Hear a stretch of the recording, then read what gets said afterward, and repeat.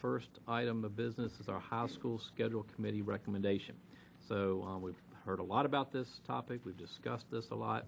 And at this point, I know staff has worked a lot of hours on this one. So, Mr. Superintendent, we'll turn it to you. Yes, last year at the beginning of the year, a high school schedule committee was formed that included teachers, principals, parents, students, and the task given to this committee was take a look at our current schedule format, look at other options, and answer the question, what schedule format would best meet the needs of our students. So you'll hear details tonight about their work and also the recommendation that they've set forth. And I don't want to steal their thunder by cutting to the punchline, but I will share the recommendation. That's that the school division transition next year, move as of the start of next school year to a modified or hybrid 4x4. So I bring that recommendation to you this evening. I support that recommendation, and I'd like to turn it over to Dr. Guy to provide some introduction to this topic, and also want to thank members of the committee for your work last year and also for joining us this evening to share information with the school board. Thank you, Dr. Williams.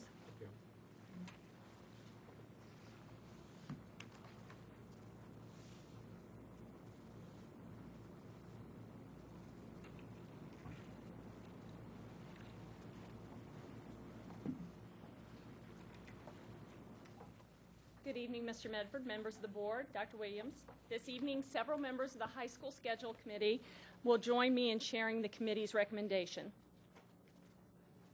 As Dr. Williams shared, the purpose of the High School Schedule Committee was to research, discuss, and explore different scheduling options, to take a look at the scheduling option 7AB we were currently using, as well as other ones, to determine which one would best meet the needs of our students now and in the future. We started our work in October. Dr. Michael Rettig from JMU, an expert in high school scheduling, met with the committee.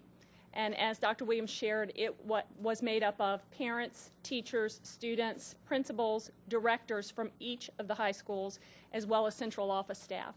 So at our first meeting, we looked at the strengths and challenges of our current schedule and talked about the ideal schedule and what characteristics that type of schedule would have. We moved into the winter. We continued to look at schedules, and as we looked at the schedules, we decided to look only at 3 schedules in depth and visit schools that had those schedules. And it was to look at our current model, the 7AB, to look at the 8AB schedule, and to look at the hybrid 4x4. When we scheduled our visits at other schools, we did not visit 7AB schools because that's our current model, and we felt like we knew that model well. So we visited schools with an 8AB schedule and with the hybrid 4x4 schedule. Originally, those visits were scheduled in February, but because of the weather, we ended up having to push them back into March and April. And so when the committee reconvened, the visiting team convened in May, and we talked about the options. And the visiting team overwhelmingly supported the hybrid 4x4, and the visiting team shared that recommendation with the full committee in June. I have members of the visiting team here, and they're going to share remarks as we go along. Ms. Wiggins. Thank you for having me. Laura Wiggins. I'm a York High School parent, very proud of that. And I have to say I'm even more proud that I'm now a Bruton High School teacher. However, when I was on this committee, I was a parent, so I'm speaking for the parents. And I suppose there was a lot of talk amongst parents when they heard about schedule changes that perhaps it was a preconceived notion that the school board had already chosen and that this committee was just doing the job of getting it done. And I was very fortunate to be on the committee to find out that there was a process, that we were very much a part of it, that the visits were advantageous because we could speak with other parents, other students, that if we decided that we liked a different schedule and there were more advantages, that's what the result of the committee would have been. So any preconceived notions were just that we were part of the process, and as the majority, we felt definitely that this 4x4 was the best for our students. Thanks. Thank you.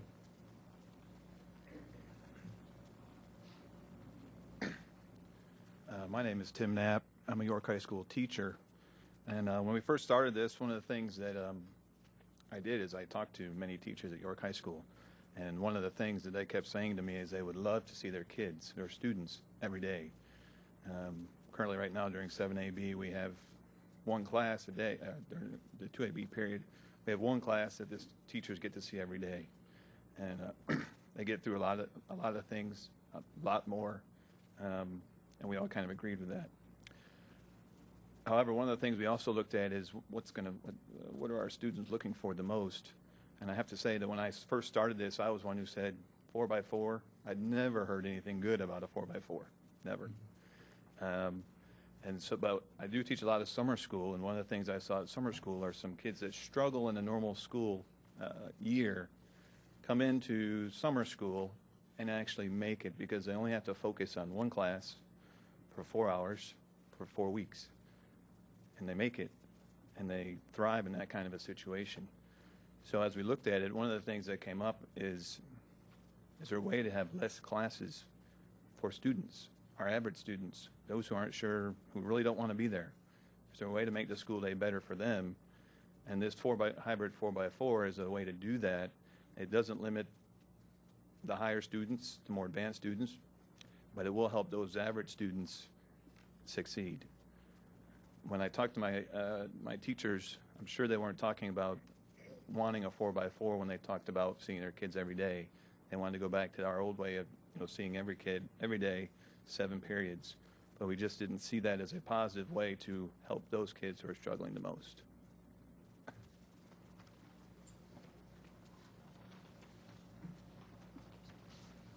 Hi, Antonia Fox, principal of York High School. And one of the things that I wanted to share with you all was when we started this process, we were given a task or a challenge, and that was to find a schedule that best fit the needs of our students. And all of us kind of went into this saying, you know what, 7AB is kind of working. It's meeting most of the needs of our kids. But as we got into it and we researched it and we saw that there were other options out there, we did think about those kids that struggle in school. We thought about our high achievers. We thought about our special education students. And the 4x4 with the hybrid blend just started to appeal to everybody. We went to 2 different schools that utilized the 4x4 hybrid in 2 totally different ways to meet the needs of their kids. And that's ultimately what sold us on this model, was that no matter what school you have, whatever the needs are of that school, this 4x4, you can make it work for the kid in any setting, in any school. And you just really have to manipulate it and work it, but it's doable. It's not so far-fetched.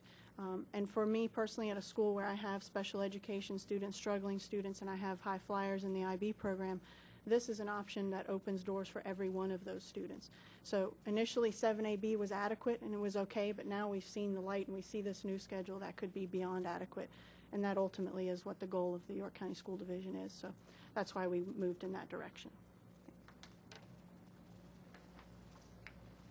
Thank you. As you've just heard, and you'll hear a little bit more, the individuals who visited the schools got very excited about the hybrid 4x4, and they shared that passion with the full committee when we came back together. And it was supported, the hybrid 4x4 was supported overwhelmingly by the committee. So what is the hybrid 4x4? In a hybrid 4x4, most of your students are going to meet daily in 4 90-minute classes. Those classes meet every day for a semester. And at the end of the semester, the students earn a full credit in those courses.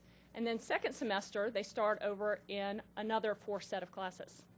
Some classes, though, with a hybrid are taught throughout the year. AP, IB, ROTC, performing arts classes, yearbook, journalism. Those are classes that would meet all year on an alternating day schedule. The hybrid 4x4 allows students to take 8 classes each year and earn 32 credits over 4 years. Here's an example of one hybrid schedule, hybrid 4x4 schedule. In this schedule, we're looking at a 9th grade student. That student first semester would be in English 9, Health and PE 9, Algebra 1, and then his life skills class and band would run throughout the year. So again, first semester the student would be in English 9, PE 9, Algebra 1, life skills, and band. And at the end of the first semester, the student would have earned a credit in English 9, Health and PE, and Algebra 1. Second semester, the student would be in World History 1, Earth Science, Basic Technical Drawing, Life Skills, and Band. And at the end of the second semester, that student would have earned a full credit in World History 1, Earth Science, Basic Technical Drawing, Life Skills, and Band. Now, if we look at our current 7AB schedule and take that same exact student, we've got the same schedule. However, this time the student's got to make a choice. I use Band or Basic Technical Drawing as the course of choice. We have a lot of students right now that take health and physical education in summer school, and they use that as an option so that they can free up space in their schedule. But if we're on the 7AB, a student who wants to be in band, wants to take basic technical drawing, is going to have to make a choice, or is going to have to take something in the summer or something virtually. I've given you one more example of a student schedule on a hybrid 4x4, and this is a junior, a student who is what we might call a high flyer, who's taking AP US History, also taking band, and that's on an AB schedule, so that's going to go throughout the year.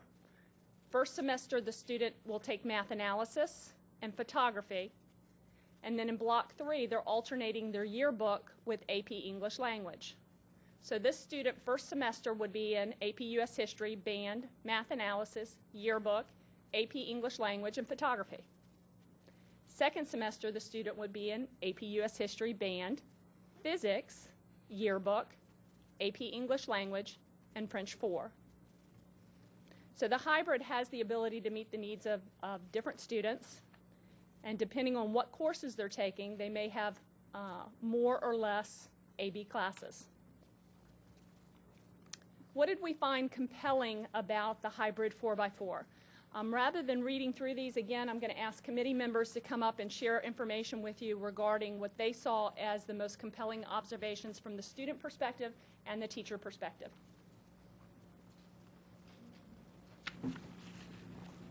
Hello, I'm Theresa Huck from Tabb High School.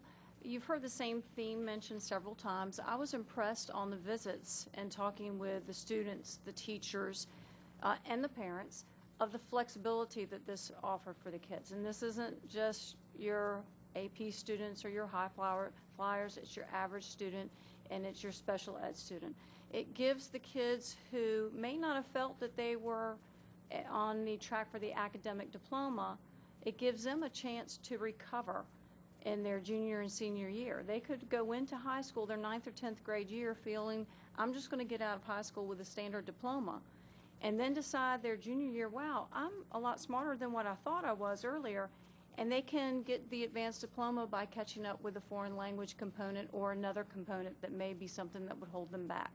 So I really see that this would fit the needs of several kids and allow them to get ahead, or even take some other courses that they wouldn't be allowed to normally investigate and see what their true passions are for life. Thank you.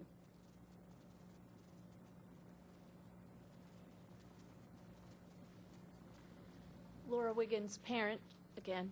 I have two. I have a senior and I have a sophomore at York High. My senior is in the IB program, and my sophomore probably doesn't have a lot of ideas yet about what he wants. So again, opportunity is there for more electives, and teachers can provide more electives because there will be more time to do that. So for someone like himself, he is not quite as academically driven at this point, but it will provide greater opportunity. Also, there will be less of a dropout potential because of more flexibility, more electives, hopefully, and students will be able to focus a little better because there are a few less courses in the day to have to think about. So, thank you. Darren Kirsch, band director at Grafton High. Initially, when I went into this, I was very opposed to a 4x4 straight schedule, and the hybrid has turned out to be a wonderful marrying of the two because it allows your performing arts classes and several other AP things to go year-round, which is great for the program continuity and keeping the same kids in semester after semester. It also doesn't mean that they have to take 2 credits, as a straight 4x4 would be, to stay in for an entire year. So we're very happy that several classes are going to be given the consideration to go year-round.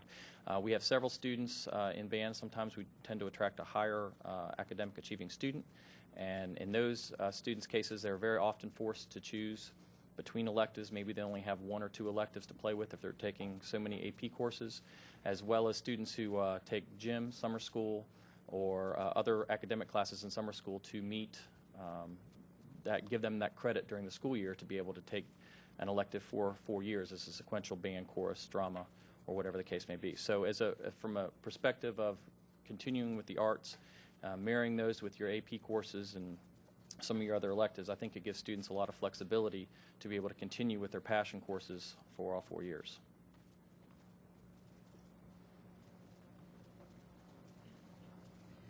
The buzzword that we kept hearing, and it was amazing when we sat down as a committee to now make a recommendation to the full committee, was flexibility, flexibility, flexibility. That's all we heard. That was probably the most compelling argument out there. And it really was true, because you could look at it from any direction and you could see it work for any question. When we began this process, we went with pages and pages of questions from the full committee.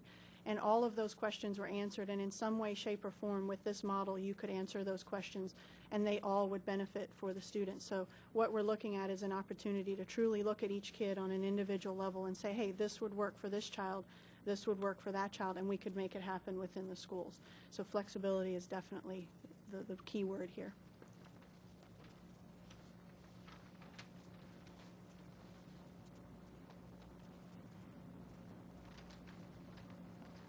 Hi, I'm Emily Wiggins. I'm a senior at York High School, and I'm in IB.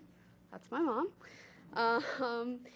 Basically, I came into this committee thinking that there was no way we could do a 4x4 hybrid, because the IB kids especially would be so alienated from the rest of the school, being on a completely different schedule pretty much their senior and junior year, because we would pretty much have to operate on an 8AB, because all of our classes would have to be year-long due to our exams at the end of senior year.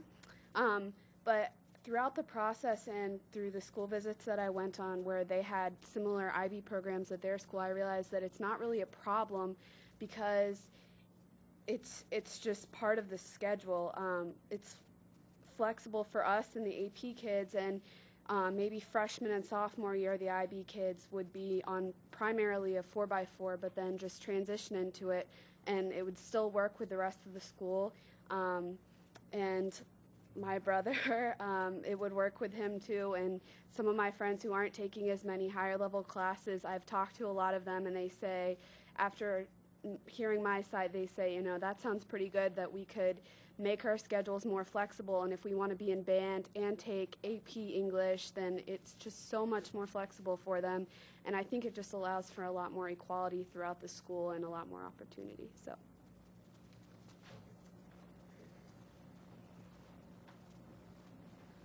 A couple other compelling observations from the student perspective.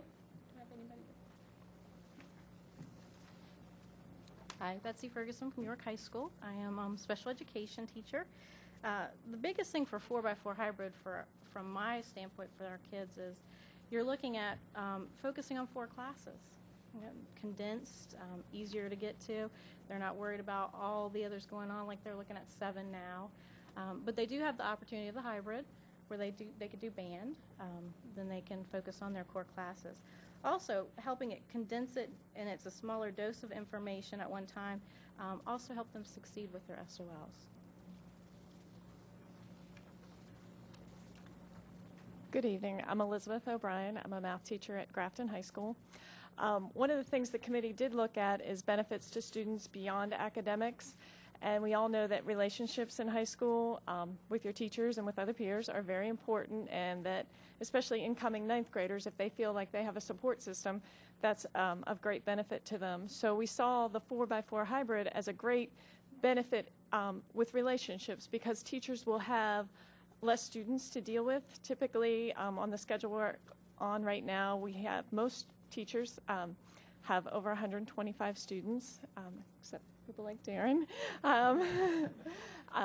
on the hybrid 4x4, we'd be seeing a lot less students per semester, so it would allow us to create and develop relationships with students, which we think would be of great benefit.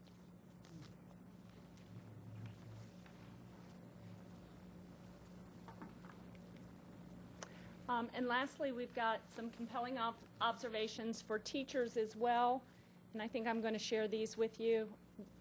I'm just double checking with my group. The length of classes are all the same, so you lose the additional prep for the skinny period or the daily block. Right now we have a 7AB schedule, which means all but one class are taught on essentially a 90-minute block, and then the daily period is about 45 to 50 minutes. You have fewer preparations for most teachers. If you are on the 4x4 schedule, you might be teaching 3 of 4 first semester, and typically out of those 3, you might be teaching 2 different courses at the same time. Now, there may be some teachers that would be teaching 3 different courses. More opportunity to hone what you're teaching. One of the things that they shared with us as we visited the schools, that new teachers essentially are starting their second year at the beginning of the second semester. They're starting the courses that they taught first semester. If they're teaching those same courses second semester, they are starting their second year, so they have the ability to hone their skills faster. Fewer classes and students at one time for most teachers, and that speaks to the piece that Elizabeth just shared in terms of building relationships. If I'm teaching 3 out of 4 classes first semester, I may have anywhere from 75 to 90 students at one time. So a smaller number of students, I see them every day, better opportunity to build relationships and get to know those students. And now we're going to turn it over to you for any questions you might have. Thank you. I guess I'll just open up and see who has questions, because I mean we've been discussing this, so it's not the first time we've heard this information. We've been getting bits and pieces of information, asking questions along the way. But does anybody have any questions of staff? I do. Do you want me to start, or do you want to go down there?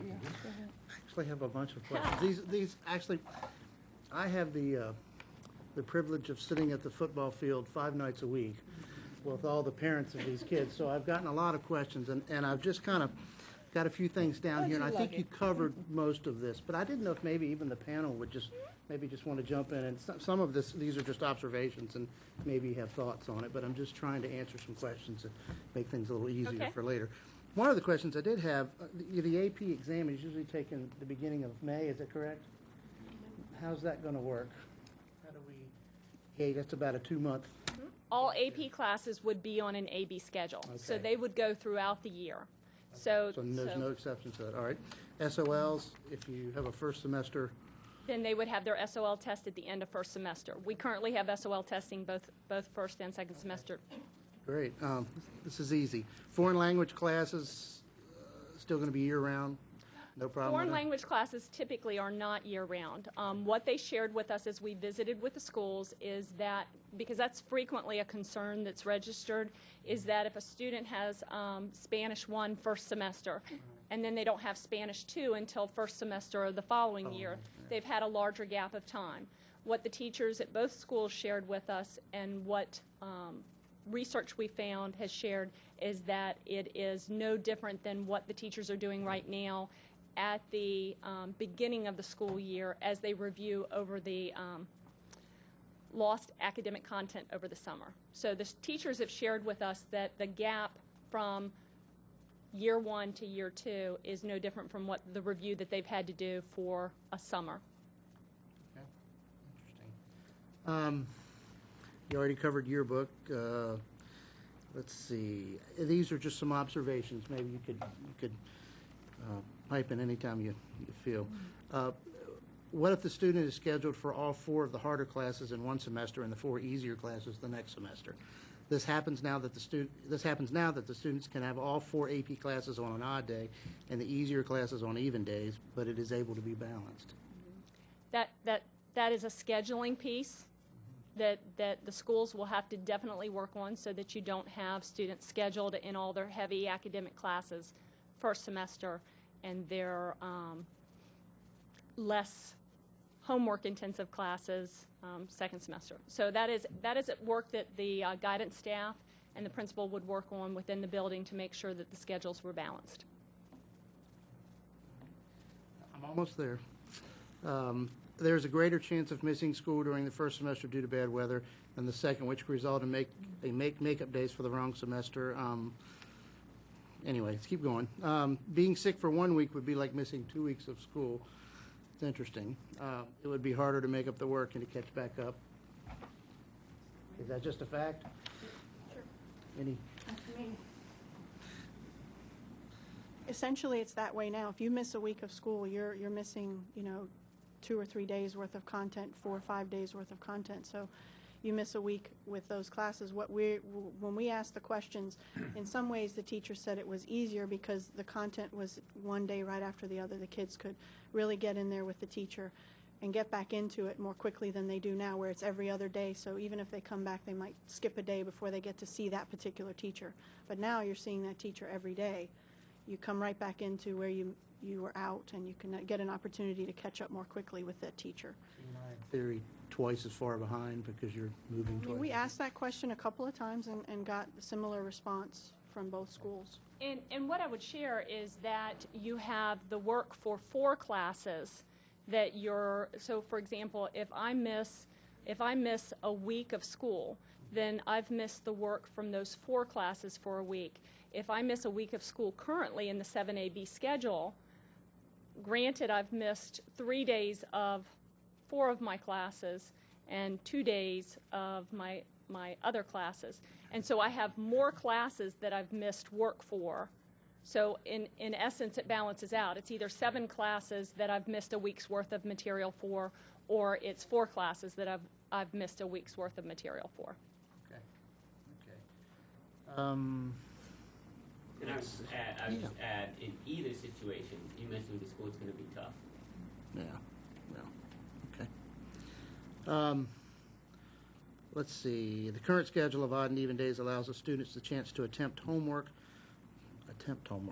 But if there are major problems, the ability to go to a teacher the next day for help without getting behind. What do you Does anybody want to jump in on that one? I did teach on a 4x4 schedule in North Carolina, and we were just really worked hard in getting the students in every day, and had remedial sessions after school. It didn't really seem to be a problem for us at all. The idea that you have contact with the kids every day and you can stay on top of them every day is such an added benefit instead of losing that contact like we do now. Stay right there. If I could add a note, one of the things one of the students shared with us in one of our visits is he found actually he did a better job with the classes that met every day with his homework than he did on the alternating days, because on the alternating day schedule, he frequently said, I can do this homework tomorrow night because that class doesn't meet again for another day. So he wasn't taking advantage of it, whereas with his classes that met every day, he knew that he had to do his homework that night. So, and that was a student perspective. And I guess the last question sort of piggybacks on that. High school level sports are very time consuming. When there's a game, students get home so late. They have less time for homework. The current block schedule allows them a chance to have 2 nights instead of 1 to get all the homework done. Carl? The sports guy. These are just observations and just your take on it. I'll speak. I'm a coach at York High School. There you go. And the saying that busy people get things done applies at the high school level as well. There's plenty of time. We have a game. Even if we're going to New Canton or when we used to go to Southampton, there's time on the bus. And those are extreme situations. Normally there's time after school. If kids want to use it, the time is there. So I guess as far as, not having an extra night to do it, that's true. But once again, they also have less classes to deal with. I think that was one concern that some people had thrown out, that there'd be more homework because we're meeting every day. But as a teacher, I don't think that's going to be the case at all. I think you're going to say that you can actually give a little bit less because I'm seeing you every day. I'm not saying to myself, well, you know what, I need to give them something. It's Monday. I need to give them something on so that they'll look at it on Tuesday so that they're ready for Wednesday. I'm going to see them tomorrow anyway. So I think as a coach, that there's time there to get your work done if you want to get it done. And then some coaches are very good about having study halls if that's necessary for their teams right after school. So, I mean, that's another way to deal with that, too. All right, thank you. That's all I have. Thank you. I think that's very helpful. Thank you. Thank you, Dr. George. Mrs. Haywood. Yes, thank you, thank you. As I listened, I think some of my questions were already answered. One was student achievement, and especially looking at all levels of students, but especially that student in the middle, or that student that falls through the crack, and you've already mentioned how that would cater to that. Our current strategic plan, this falls in line with our current strategic plan, I would take it, and meeting AYP. Does this prove to be a better way or a more successful way of meeting AYP? From the perspective that there is not much research out there that says student achievement goes up when you go to a hybrid 4x4. But there is data that says it doesn't go down either. Where there is consistent data is with dropouts. Dropout rate is reduced with respect to the hybrid 4x4, and a big part of that is the opportunity for credit recovery that's available. You can catch back up with your peers relatively quickly. You have less classes to focus on at one particular time. So, and when you look at AYP, one of the factors for high schools is the Federal Graduation Index, which takes into account students graduating with an advanced studies or standard diploma. So, from that perspective, yes. Because back to the strategic plan, we talk about increasing the number of students doing advanced placements and so forth, so that would help. There was a time when you looked at all 4 of your high schools. I guess this shows my age with the board, but there was a time that we wanted to make all 4 high schools as equal as possible with the offerings that we provided. Is that still an opportunity to do that versus a school like Bruton versus a larger school? And when I say that students are given as much opportunity to have equal classes in all 4. Yes, the hybrid 4x4 is not going to impact your ability to offer one course any more than the 7AB schedule would. Bruton, because of its size, tends to have more singletons. Classes that in a larger school you might have 3 or 4 sections, you might only have 1 section at Bruton High School, and so the hybrid 4x4 schedule is not going to do a whole lot to impact that one way or the other. And I wouldn't see a negative impact. If anything, I would see a positive impact because students have the opportunity to take an 8th course, which is often used for an elective. That would create more demand for electives, making it easier to maintain consistency of elective offerings throughout the division. Dr. Williams, you and I talked about this, but going from middle to high school, this is a plus because of our middle school schedule, that students changing over to high school, this would be an advantage to them. I think that with regard to both schedules, the students on the middle school side right now are on essentially, they're more similar to an 8AB schedule is what they're on right now. Some of their classes meet every day. For example, the non-high school credit math classes, they meet daily in those classes for 90-minute periods, and 6th grade English also meets daily for 90 minutes. So it's kind of a blend between the schedule we currently have, or an 8AB schedule, and the hybrid. But students coming from the middle school moving into high school, whether they're deficient in something or advanced in another, should not have a problem. No. Changing over.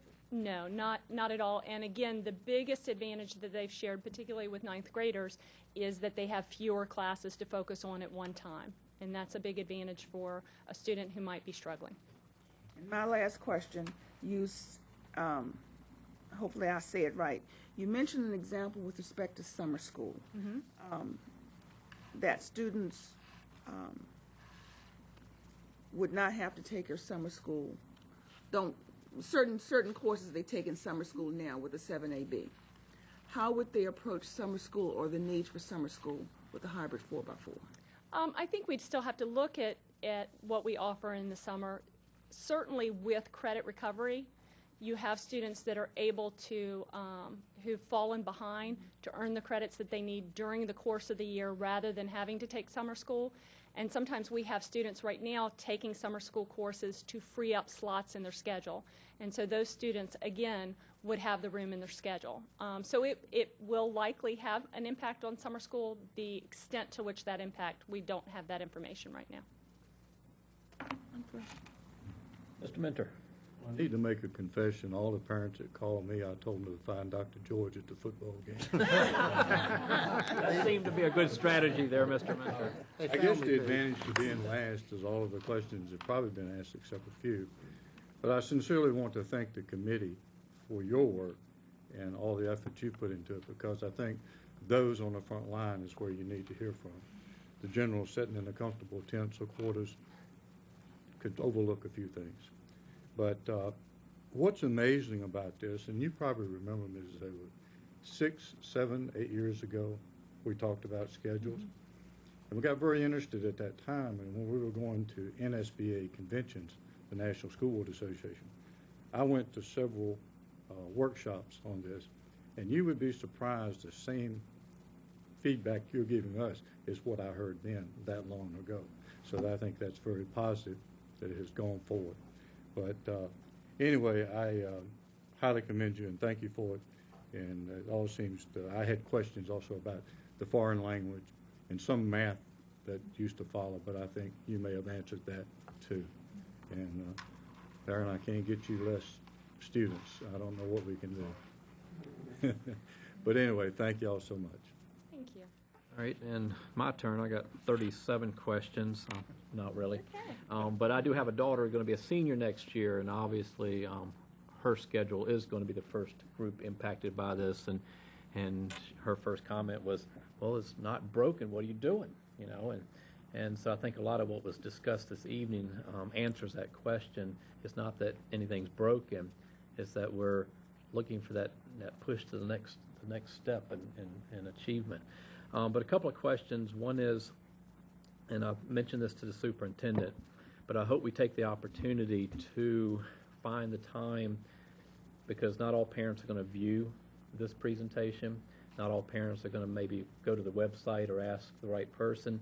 So I hope we have an opportunity to take our show in a VDOT-style forum to each of the 4 high schools between now and before this takes place, to share information, answer questions, just to be there, staff to be there, the committee to be there, just to, you know, have parents come in at their leisure for a couple of hours and just ask questions and say, hey, you know, what's this, or how is this going to impact? That's one thing. AP, you mentioned, you showed a sample of 2. What if a student wants to take 3 AP courses? Then they would have one other class that would be balanced with that AP course. So it doesn't limit the number of AP courses. No. Okay. We have a lot of military students. I move in, you know, in January or early December. I come from a traditional schedule that we're actually utilizing now. I mean, obviously, we have to find ways for students to fit into what we have now if they're coming from a schedule that we don't have to start with. But how would that work? I mean, this is, you know, if they're already halfway through a semester of Algebra 2, they're not finished it yet. Mm-hmm. How would that work? Well, you've segued beautifully into our next steps, so I'm not done yet. I'm gonna. Okay. One more. All right, save that one. I'll try to remember all 3. You might have to remind me. That's fine. And the last one is program of studies. Mm-hmm. You want to jump into that too? I can certainly address that. Program of studies. I guess what we have in place, we're going to have to look at ways of updating or creating some newness or more electives or more choices for students, because I mean some of it's dry. I mean, some of it may not be that the student in the middle that really wants to drive a force and energy to sign up for that 8th course. Is this going to move us in a direction of updating and looking at more creativity, like we did at Bruton with the medical stream that we put up there, forensics, I mean, different kinds of things like that. So that was really what I wanted to bring up, not so much questions as more of comments, I guess. Okay. I'll start with the last question first, the program of studies. And moving to a hybrid 4x4 certainly doesn't require us to have additional electives. In fact, the schools we visited had less electives in their schedule than we do. So we certainly have enough electives. Do we want to continue to incorporate high-interest electives into our schedule, into our program of studies for our students? Absolutely. Do we look at courses that we have in the program of studies that don't draw a lot of interest and eventually delete those from the program of studies? Absolutely. But the hybrid 4x4 does not require us to do that. I think that's more a desire to make sure that we offer our students courses that challenge them and interest them. And then your other two questions, one of the questions you asked was, were we going to meet with parents? And one of the things that we plan to do is to hold parent forums in the fall. We're going to meet with leadership teams at each high school to answer questions and to identify potential challenges. We plan on establishing a planning committee to facilitate the transition to the hybrid 4x4 in the 2011 and 2012 school year, and I think that that's probably one of the most critical pieces that we've incorporated into this process, is that in addition to having stakeholders involved in the decision-making process, we wanted to make sure that we had a year to work through issues, concerns, to make sure that we address those issues and concerns. And one of the ones that you brought up is we have students that come in on a different schedule. We have that occur right now. We use the virtual high school program to a large degree. We have our teachers work with students in terms of when they come in on a different schedule. And so part of what our planning committee will do is work to address that issue. How do we meet the needs of a student who comes in on a 7AB at different times during the year? Do we use virtual high school to address that, or do we incorporate other ideas to address that issue? We do plan on communicating with teachers, students, and parents throughout the planning year, in addition to the parent forums that we'll have. And then we will update the school board at work sessions later in the year as we move along. And the other thing I would add is, as you all know, is the plan we would be bringing to you at the board meeting later this month, this recommendation as an action item this evening. Obviously, as a work session, we're bringing additional information for your consideration, and then the plan is to set forth it as an action item for your approval. And if the decision is to proceed with implementation next year, it then gives us the sufficient time that's needed to do this right, and with the input and collaboration that we would want to do. And this is also connected with the fact that we need to find a few more minutes in the school day to make it successful also. They're really separate. They're really separate decisions. The length of the school day that's planned for next year would accommodate this schedule model. Okay. But one doesn't need the other? That's correct. Okay. You do not need to adopt this particular schedule model in order to have the longer school day. Okay. All right. Any other questions on? Yes, Dr. You may or may not know off the top of your head here, but I'm just curious, what divisions are doing the hybrid 4x4 now? I pulled up the information not too long ago. I want to say it's 27% of the high schools in the state of Virginia are on a 4x4 schedule. It does not specify whether they're hybrid 4x4. However, most school divisions that are on a 4x4 have moved to somewhat of a more hybridized schedule. The closest one to us is Williamsburg, James City County. They are on a 4x4. I believe, if I'm not mistaken, it was a low 30-some percent that maybe was on the 7AB. It wasn't a huge, and the rest were whatever else is the other arrangement. That was my recollection. We visited Thomas Edison High School in Fairfax, and we visited Harrisonburg High School, Harrisonburg, Virginia, for the hybrid 4x4. Very good. Well, great. I think you.